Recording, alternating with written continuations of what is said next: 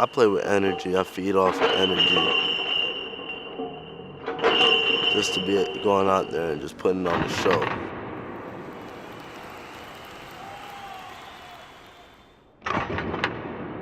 I listen to my grandfather's music before every game. Just soothe me out. This is what I gotta do.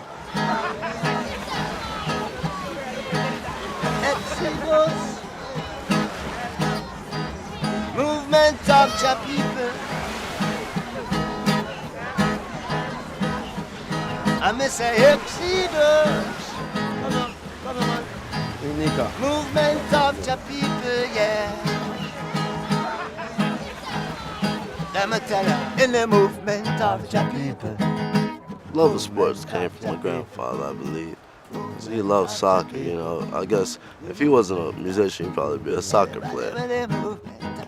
I guess that got passed down to my father. Yes. Give thanks, brother Jojo. Yeah. Man, always, when Jojo play, man touch my heartstring, you know?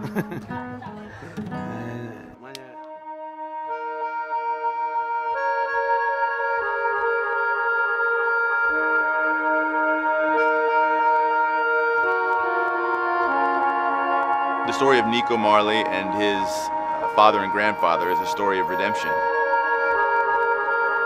We hear Bob Marley's music and we think instantly of the positive vibrations and the gold records and the international influence. But we miss the struggle that he went through as a youth. The gunmen who survived, many have since. The grinding third world poverty that he emerged from. It comes from a spirit of never backing down. It's the way that Rohan Marley began his football career, under-respected. And then, you know, Nico is kind of a chip off of that same block. But none of us can understand what it's like to be named Marley unless you're within that skin. No one wants to be the Marley that fails.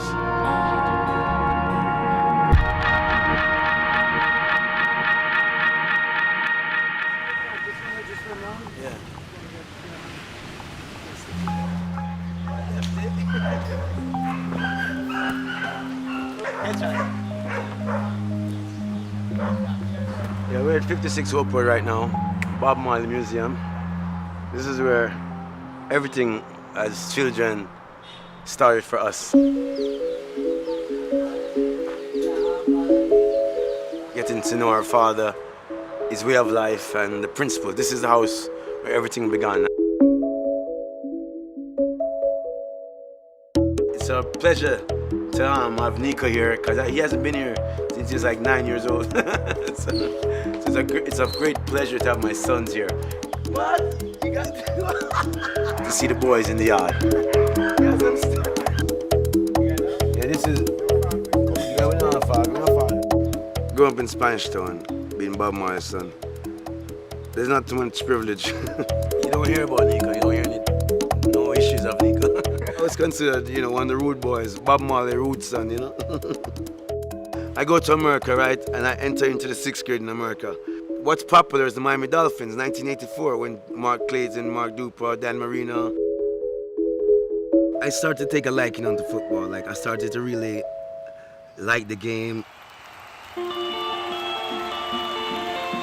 Rohan, who was a little bit more American than Bob Marley, than his father, fell in love with football. So that was his athletic calling. You know, we were a clinic at Miami. Badass bunch of dudes that came in and danced on your field and kick your ass, period.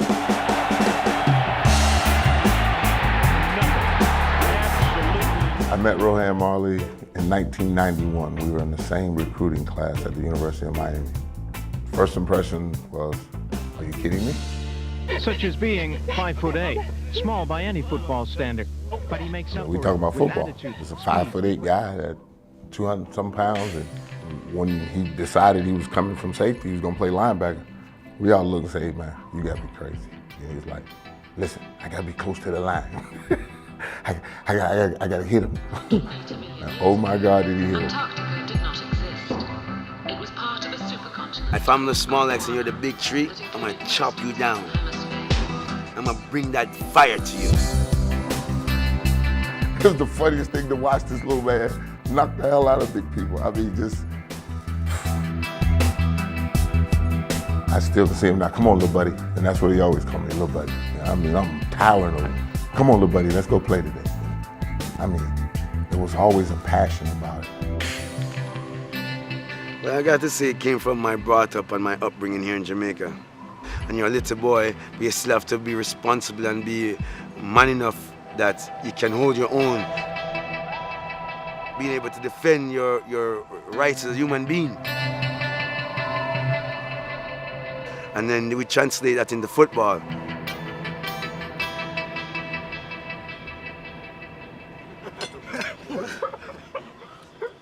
Miss PJ.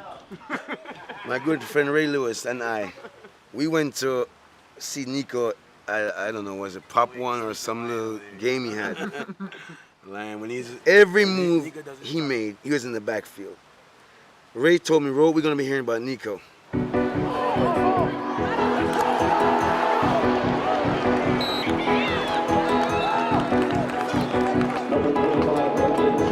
First of all is his smarts.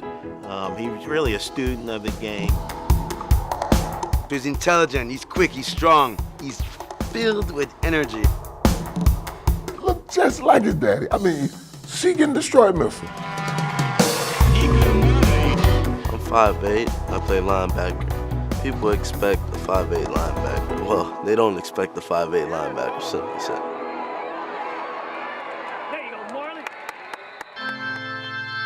In his sophomore year, he started asking me, about college. So I tried to tell him the reality of it.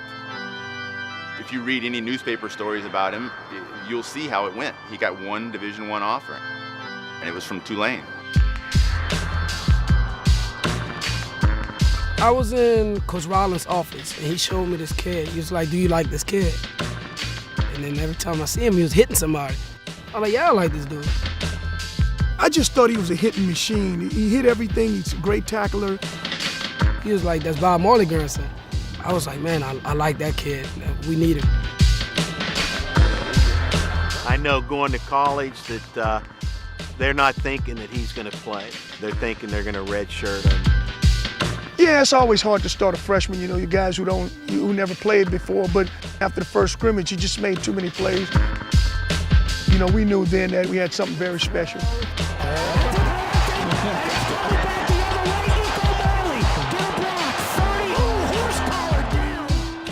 He's kind of a quiet guy. He kind of stays to himself, but he voices his opinion about certain things, like music in the locker room. He's like, y'all listen to this trash, His enthusiasm, what he brought to the team, was one of the reasons why we went to the bowl game last year. Nico led them to their first bowl game in more than 10 years. I think there are other schools that are regretting right now that they didn't take that chance. He fumbles, stripped by number 20, Nico Marley.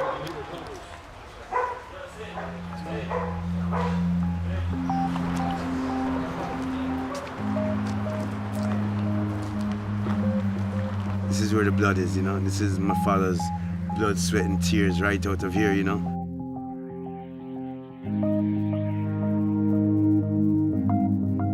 Really a humbling experience to know where it all started, seeing where my grandfather grew up, or my father grew up, just knowing he wasn't born a legend.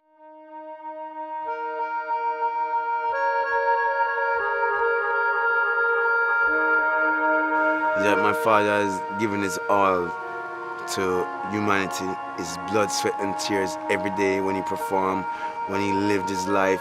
Every day was based on him doing more for people.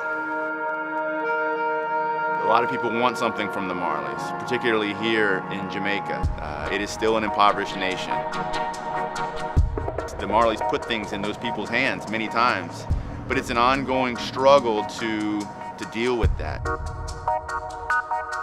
The responsibility of being Bob's son still, regardless of what you have or who you are, where you are, the responsibility of being a Marley is like, you can't hide from yourself. You know what I mean?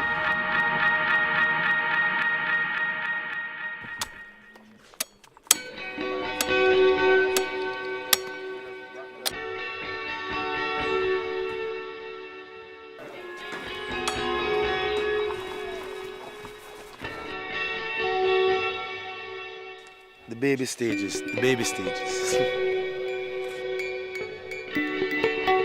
Look at that. Can you imagine how much work goes into this?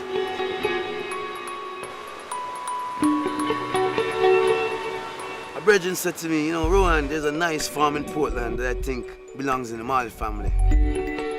I said, you know anything about coffee? They said, Mr. Marley, we've been farming coffee all our lives. I said, all right, we're in the coffee business.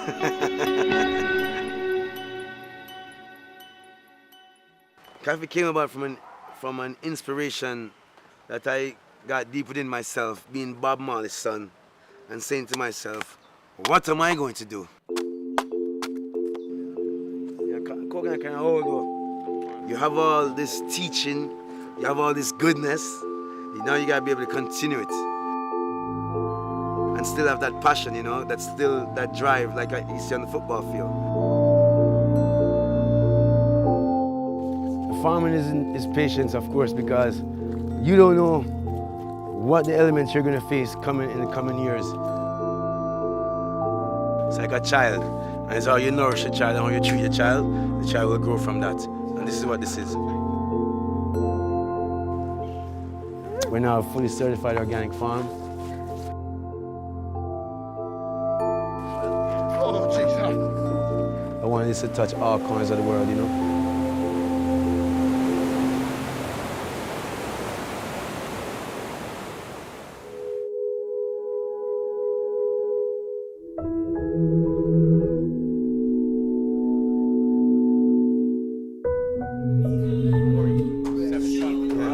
My father, he'll call me a random time during the week, be like, yo, you're on the beach?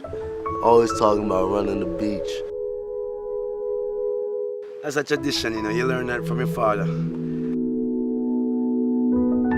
Hey boy, this is where I come to the beach when I was a little boy. This is where I used to come to. Father pick you up, going to the beach. You're not going to the beach to swim. You're going to the beach to run.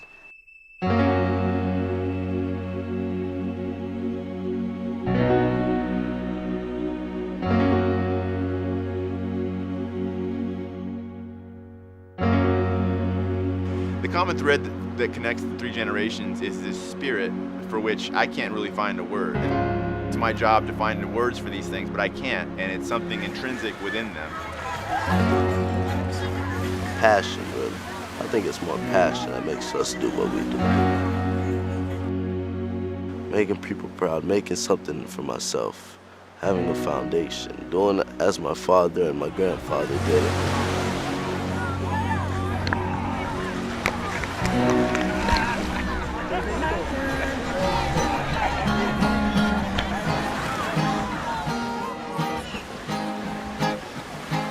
One love, one heart. I want Nico to continue to excel in school, but I also want him to enjoy his passion. Love what he's doing and have fun, and take it from there. One heart, give thanks. Nico Marley has a chance of getting into an NFL camp or a rookie camp, you know, a few years in the future. I think, you know, he's going to force them to give him a look. We have to have tangible hopes. And once you have tangible hopes, we can make those hopes become reality.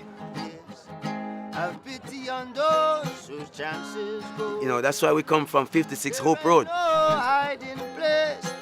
Hope Road, man. You hear Bob Marley say, Hope Road, this is Hope Road, where hopes and dreams are fulfilled. One heart, let's get together and feel alright. One love, one heart, to Jah,